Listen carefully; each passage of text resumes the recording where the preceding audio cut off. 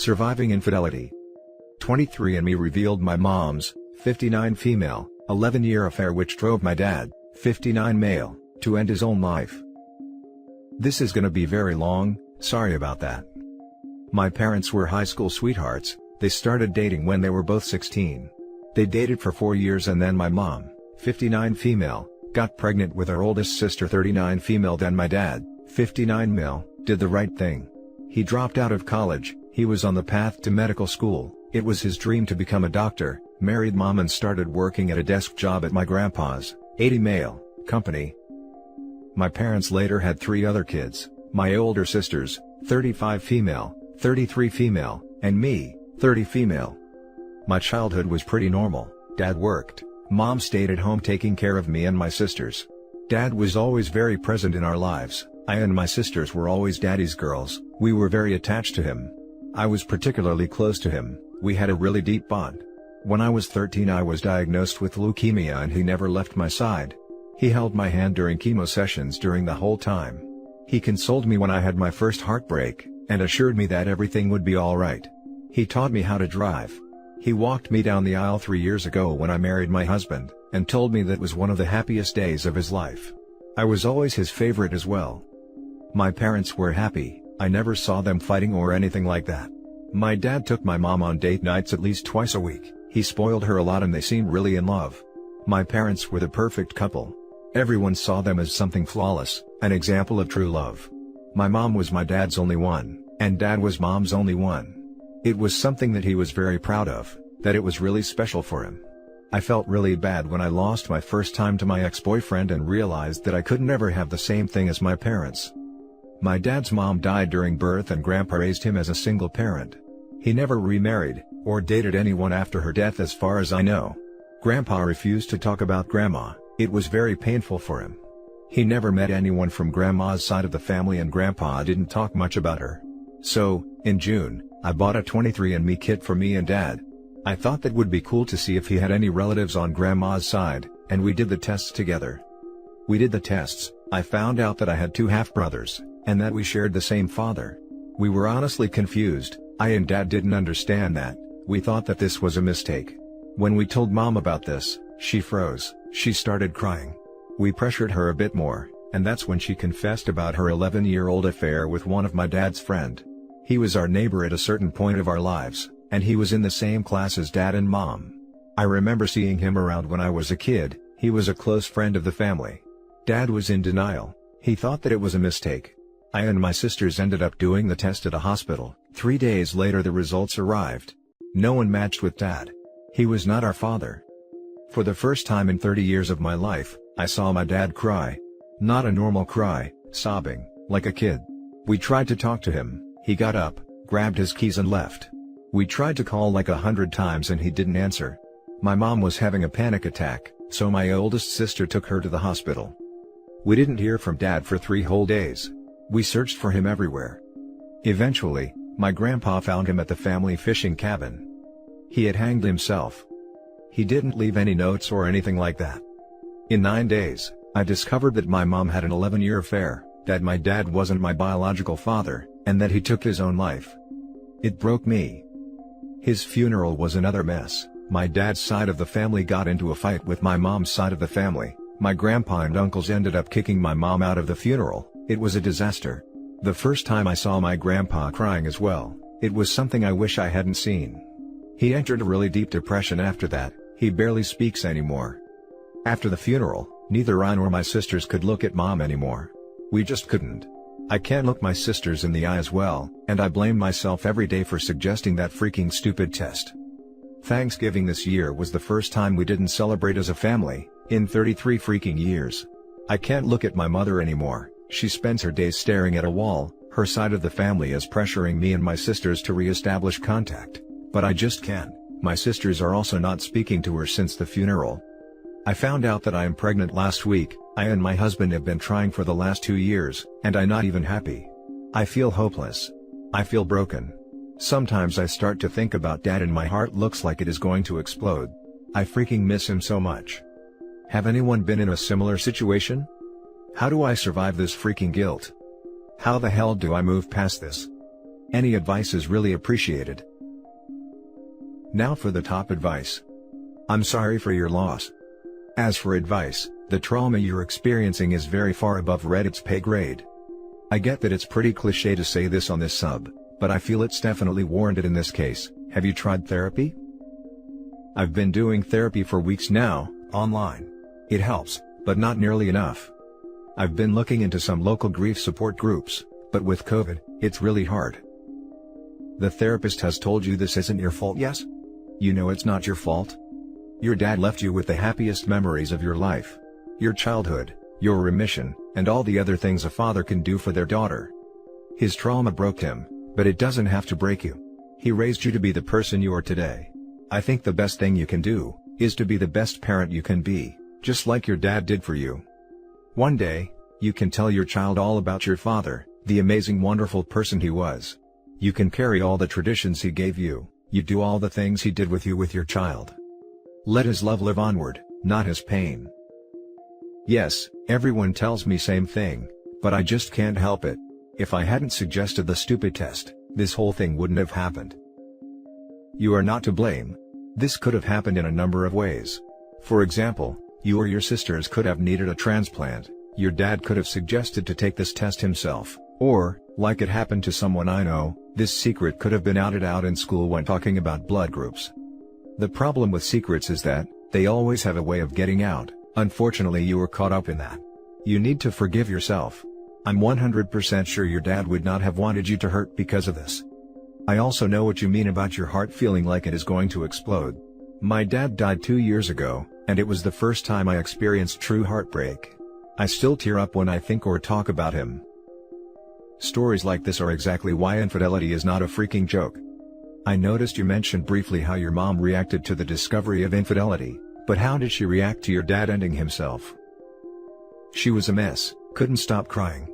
But after the funeral she got worse, she had a mental breakdown and spent a week in a hospital. Now for the next story. I, 24 female, found out my mom has been having numerous affairs for at least 10 years and I confronted her. What now? Been trying to deal with this alone because I can't really discuss it with anyone else. I confronted her the other day, but it still isn't sitting right. I found out my mom has been sleeping with / messaging and seeing several men at a time, over the last at least 10 years. I accidentally got sent nudes from one 10 years ago, when she let me use her phone for a school trip, and I repressed it and have felt guilty about it ever since. She deleted the conversation before giving me the phone back with a new SIM card. We never discussed it. A week ago, I started seeing messages from a contact with a feminine name, saying things like I love you etc. I kinda brushed it off. I then started paying more attention when I heard her on the phone with the person who had sent the nudes 10 years ago. I thought maybe they had continued the affair all these years, and got a bit more suspicious. Then she had a friend come visit while my dad was at work. I call this friend of hers uncle. He is also married with children. When she was dropping off her friend, I decided to get to the bottom of the feminine name contact. The name sounds almost fake. I used her old phone to find the contact's real name and then checked her messages on social media with him and couldn't find him. I decided to search her messages for divorce and found him. Unfortunately, a ton more messages came up. So many men she's talked to about it. Then I searched texts, even more men.